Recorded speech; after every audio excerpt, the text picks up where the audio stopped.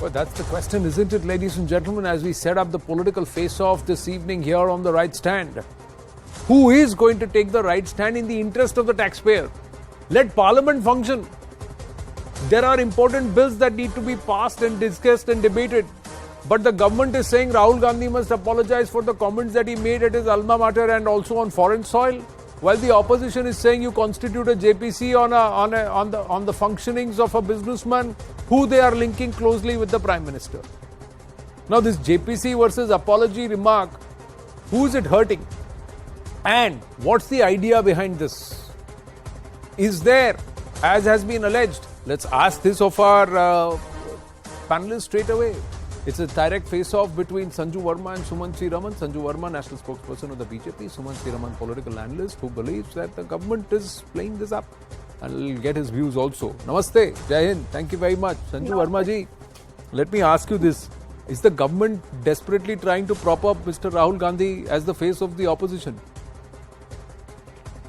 Anand ji, Because as the BJP says, he is your number one campaigner.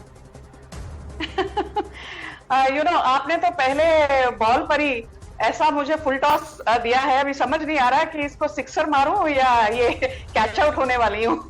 Anyway, I just want to say this, Anand, for the benefit of your audience, a point that you raised is very important. Every minute lost in Parliament is lost parliamentary business, and monetarily that is a loss of 2.5 lakh rupees. So imagine, if you lose 1 week, that translates into multiples in terms of crores of rupees. I just have this to say. Chalo maan lete hain, BJP should not have asked for an apology from Rahul Gandhi about what he said on foreign soil. Hypothetical situation, let us assume the BJP decides that nahi sab kuch changa si, Rahul Gandhi ne jo bola bahut acha bola, he does not need to apologize. But I have one question to ask for the opposition. Forget about the second half of this budget session in 2023. In the last 8.5 odd years, ever since Prime Minister Modi took charge at the helm of affairs in May 2014, Anand, if you notice, har important session se pehle, be it the budget session, be it the winter session, be it the monsoon session, be it Pegasus, be it Ram Mandir, be it demonetization, the opposition has always found an excuse to run away from discussion. I ask the opposition, you say unemployment is a very important issue, okay, have a discussion. You say inflation is an important issue, have a discussion. You wanted to discuss Vande Bharat Express trains, saying they are not safe. We said come have a discussion. Why is it that when the government agrees to a discussion, you follow the policy of shoot and scoot? Did you notice how many times Jagdeep Dhankar beseeched, implored, pleaded, literally begged with the opposition, बैठ जाइए, please सुन लीजिए, but नहीं. Sanjay Singh of आम आदमी party और जितनी opposition की बच्चे खुचे नेता हैं, जिनका राजनीतिक वर्चस्व खत्म हो चुका है, they chose to go outside Parliament and say Modi, Adani, भाई, Modi को हटाओ, देश बचाओ. This is the kind of juvenile politicking that the opposition has come down to because they cannot win at the hustings. The point is, whether they win at the hustings or not, the opposition will do its job as it is supposed to do its job. Whether it's doing or not, let the people and the voter decide. The question is, what is the government's intent and what is the government doing? Sumant Raman, did Rahul Gandhi seek foreign intervention on India's internal affairs or not? Was Mr. Rahul Gandhi economical with facts or not on foreign soil?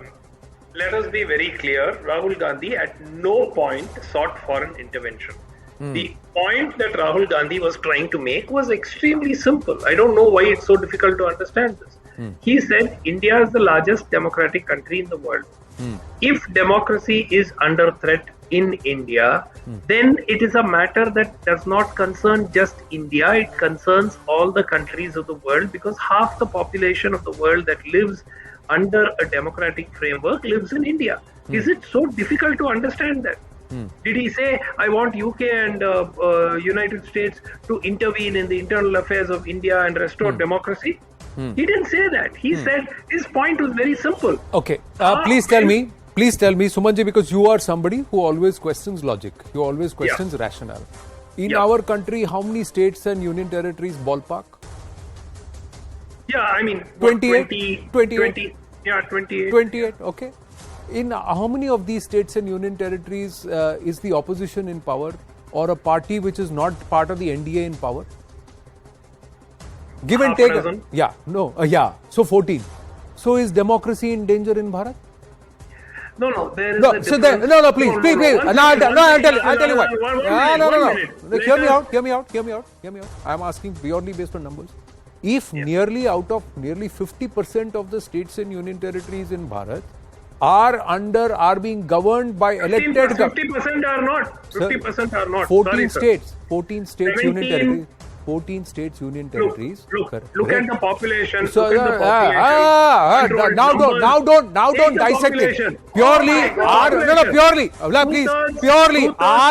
Two-thirds are these states elected That is democratically or not? Look, they are So if they are elected democratically, That is if it is why- non-NDA that is parties who why are part of India this, is that Mr. is Rahul why Gandhi India being is economical being with the facts or not, sir? Can I speak? Can I finish a sentence? India is now increasingly being called as a electoral autocracy, where people Can you, my sir, in God. your own vote. wisdom, can you, in That your is- own it's wisdom, not my term. can It's you, not my term. can you, It is not my term. no, can In you, fact, can even you, in the your, as economist an uses Indian, the term. as an Indian, Mr. Sumansi Raman, you should be the first to junk a coinage like that, because that No, idiom one itself is a second. paradox. You cannot May I elect please an come in? autocrat. This will be a And monologue. secondly, sir, I am with your own explaining admission, what Rahul Gandhi said. I am trying to explain let me just. what Rahul Gandhi My said. point is, My point humbly, is sir, very clear. He my did point not is- ask for foreign intervention. End of story. My simple point, sir, is where You is- may disagree with him. monologue. Please, I'm just going across. You to are something. welcome to disagree let with me- Rahul Gandhi. No. It's please. It's not about agreeing, disagreeing. It's about the fact May I that please? The beyond point- one the minute. Let point is me he did not ask for please. foreign intervention. Let us not speak over each other, please. Let's just bring it down a notch, and I'll go across to Sanju Verma. The simple point Thank is you, Anand. that Mr. Rahul Gandhi is also a citizen of India, and I'm sure he's a patriot. He loves his country as much as anybody else does. So Absolutely. does that responsibility as an Indian citizen not tower over his responsibility as a Congress MP or a leader of a Congress party or somebody who hates Prime Minister Narendra Modi and wants his Anand. government dislodged? That question I'm Anand. going to leave there. 1 minute. I was I never- had I questions came for to you. know Like I had understand. 1 minute. Like I had questions for Someone you. I remember 1 minute. saying- 1 minute. Someone I remember saying Sumant Ramanji. that they were ashamed. People were ashamed to be born in Anand, India. I cannot Sumant debate Ramanji, like 1 this minute. because 1 you are minute. not able 1 to minute. control Sumansi Raman. 1 minute. He will. He's as patient He's as been you are. shouting for the Yeah, last 1 5 minute. minutes. I He's have as kept patient as you quiet. are, and he's as aggressive as you are. Both of you are very capable. No, please don't I am talk not. about my aggression. I have been quiet. I am I have been quiet for the last thanking 5 you. minutes. I am thanking you. I am just requesting Sumansi Raman to follow your You're cue. not moderating the debate I am by requesting railing your Sumansi Raman to follow your cue. Please calm down. Sanju Verma ji, my question, Sanju Verma ji, is that if Mr. Rahul Gandhi voices a political opinion abroad, if he says whatever he says as an MP abroad, why should it matter to the BJP so much? If you believe that he has got hardly any electoral currency or political currency, either within the country or abroad. Okay, I will answer your question. And Anand, I have tremendous respect for you. पर जब BJP aggressive होती है तब भी आप हमको डांट लगाते हो. जब हम अग्रेसिव नहीं होते तब भी डांट आप हमको मैं कोई डांट नहीं लगाते लगा हो. रहा हूँ. आप अगले 2 मिनट बोलिए, मैं नहीं करूंगा आपको interrupt. Okay, and I hope Sumansi Raman will not heckle me because it's a good debate we are having. I will say this. You asked a very interesting question. Rahul Gandhi does not have any electoral currency. The political dividend which the Congress can offer to the electorate in India is zero. And without any political dividend, the electorate is not going to vote for an electorally debilitated and vanquished party. Now, why is it that the BJP expects an apology? I said hypothetical situation is we should not pay any heed to him. But the reality is that the Congress, Rahul Gandhi himself has made no bones about the fact that he is an aspirant for the top job of the Prime Minister. And I also say this, as an Indian citizen, as an elected member of the Parliament, BJP, the Prime Minister, senior ministers are absolutely well within their right to demand an apology from a person who's not maligning Prime Minister Modi or BJP. He goes and says that democracy khatre mein hai, khatam ho chuki hai. He goes and audaciously says, Chinese PLA has usurped 2,000 square kilometers of our territory, Anand, please. And he has the audacity to say that the Pulwama terror attack in which we lost 40 of our brave hearts was not a terror attack. He undermines the Pulwama terror attack as just another car bomb attack. And you tell me that we should simply be twiddling our thumbs and give Rahul Gandhi a free pass? Not at all. Should we be giving him a free pass? You please tell me. Absolutely No, please. And let me finish in 20 seconds. You gave him a lot of time. Let me now finish in 20 seconds. I will educate your audience, which I'm sure is already very enlightened, because if they're watching the right stand, they know which part of this, divide they need to be on. Democracy, Suman Si Raman khatre mein thi in 1951 when Jawaharlal Nehru passed the First Amendment. In 1975 when Indira Gandhi imposed emergency. In 1976 when she passed the 42nd Amendment to curb the power of judicial review of courts. In 1988, democracy khatre mein thi when Rajiv Gandhi surreptitiously tried to impose on India the Anti-Defamation Bill. Democracy khatre mein thi in 2013 when Sonia Gandhi and Manmohan Singh tried to come in with the Communal Violence Bill, which was Hindu-phobic. Thank God it did not see the light of the day. Democracy khatre mein tab thi when out of 60 years, when we passed 564 ordinances in the first 5 or 6 decades when Now, Congress Sanju Verma, ruled, please pause. 476 ordinances Sanju Verma, please pause. were Sanju Verma, passed by please the pause. Now Congress. you must yield. Now you must yield. 476 you must ordinances yield. were passed by the Congress. Now you must yield, Sanju Verma ji. I have been patient. I have listened to I you. You think, asked for the 20 Anand, minutes. Now you must yield. Thank you for yielding. Yeah. The fact of the matter is Anand, that all of these points, these have all happened in the past, and because they all happened Anand, before 30 24. seconds. I'm coming to Suman Si Raman. I'm coming. Yeah. You got 5 more minutes in the debate, so you'll get your time to speak. I'll give you your time. The point is that all of this happened before 2014. Between 2014 to 2023, the people have come and given a larger mandate than between 2014 and 2019 in 2019 right now. If democracy is not in danger, if democracy is flourishing, if G20 leadership is in India, if world leaders are coming here to Bharat and hailing Bharat, why is the BJP bothered about what one MP goes and says on foreign soil, whatever he has purportedly said or not said? And if you are so concerned, and if he is been portraying India in bad light, take him to court, sue him for defaming India, and let him apologize or answer in court. Why make it a political tamasha and waste the taxpayers' money? That question I'll park. But coming to you, Suman Si Raman, please respond. I think it is very clear that the entire reason for raising this Rahul Gandhi speech and disrupting Parliament is basically to avoid a debate on the JPC on the Adani issue. It's quite clear.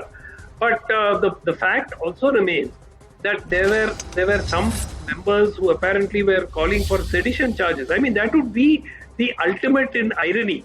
Imagine if Rahul Gandhi, for having said that there is shrinking space for democracy in India, is actually booked under a sedition charge and thrown into jail for saying that there is not enough democracy. That would be the ultimate irony. So I think that would be proving his point beyond any kind of doubt. Correct. Now my point. Correct. One second. My point is very simple, Anand.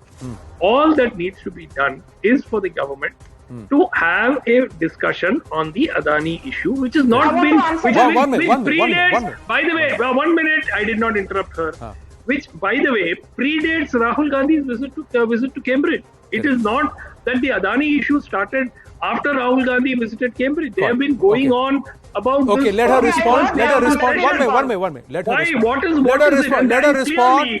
Clearly, it is the responsibility of the ruling party to run Parliament. Sorry, it is the responsibility of the ruling party to run Parliament. Calm down, please. May I please come in, Anand? It is the responsibility of the ruling party to run Parliament. Please keep quiet. Suman Si Raman, please. Okay, before Sanju Please keep quiet. Before Sanju, before you respond. See, you are somebody who understands legalese and who also, Suman Si Raman, knows how to make an argument or how to move the argument in the direction which is convenient to you. But I'll just park this question that if a matter is sub judice, can Parliament take action in that matter? Is that possible?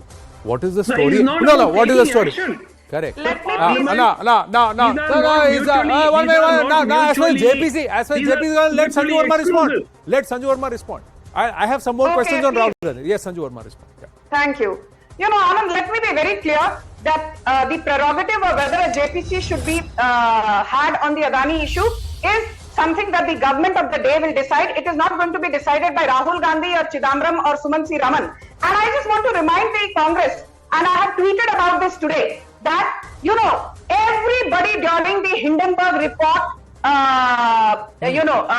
when it was released a couple of weeks back, and I'm not standing in solidarity or otherwise for the Adani group, I'm not their spokesperson, but I want to call out the hypocrisy of the opposition. When Hindenburg said that Adani group is failing to pay its loans and Credit Suisse and Citigroup and Bank of America have refused to lend money to Adani group, let me tell the truth today. In the last 48 hours, Wells Fargo, Banco Santander, Bank of America, Citigroup, they have lost, you know how much? Just 4 banks in America. I'm not even talking of Signature Bank or Silicon Valley Bank, which have gone completely bankrupt. The 4 big banks have lost $66 billion. And Credit Suisse is leading the contagion in Europe. And people say that if cash is not infused in a big way, then Credit Suisse could actually go under. It could be a bigger bankruptcy than the Lehman crisis of 2008. But have you seen any opposition leaders from the European Union targeting their own ruling party? Here the Hindenburg report was used to malign SBI, to malign LIC. Right. You should be ashamed. No. You should be ashamed. We are digressing. Questions remain on both sides. And as a humble citizen, a voter, a taxpayer, both to the government and the opposition, please tone it down. Both to the government and the opposition. I have only one request. If you are standing with placards, if you are standing with placards, if you are standing with, do you understand economy? Can you reduce their volume, please? They're shouting in my ear and they're shouting on television. Two very, very erudite people and intelligent people. I have only one request to both the government and the opposition. Allow Parliament to function. Please do not waste taxpayers' money. Allow Parliament to function. You can take the politicking outside, but not in Parliament. Allow Parliament to function. On that note, we're going to wind up the debate and move on. Thank you, Sanju Verma and Suman C. Raman. Moving on at this point, ladies and gentlemen, despite the excitement